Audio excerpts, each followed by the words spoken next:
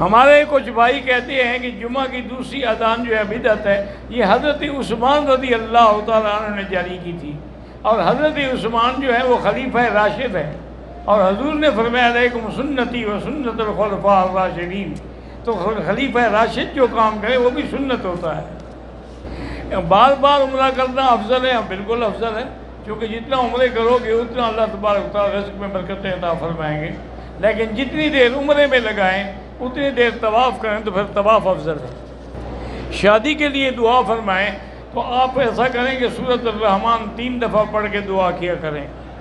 میرے والد صاحب ہر سال حج پہ آتے ہیں، لوگ تانے دیتے ہیں، میرا بھائی اللہ نے ان کے لیے اگر ہر سال کا حج لکھا ہے تو کیوں نہیں آئیں گے؟ جتنے دفعہ انہیں لبیک کہا تھا اتنے دفعہ حج کریں گے وہ لوگ۔ تو اب نماز پہ بھی تانے دیں، حج پہ بھی تانے، ہم سب چیز چھوڑتے جائیں۔ کہتا ہے جی کہ پاکستان کے حجاج جو آتے ہیں ان کو 40 دن کے لیے میاں بیوی کو الگ الگ کمروں میں رکھا جاتا ہے، تو ایک کمرے میں لوگوں کے ساتھ کیسے رکھیں؟ یہ تو مجبوری ہے نا، ورنہ مکان سے باہر بیٹھ کے مل لیا کرو۔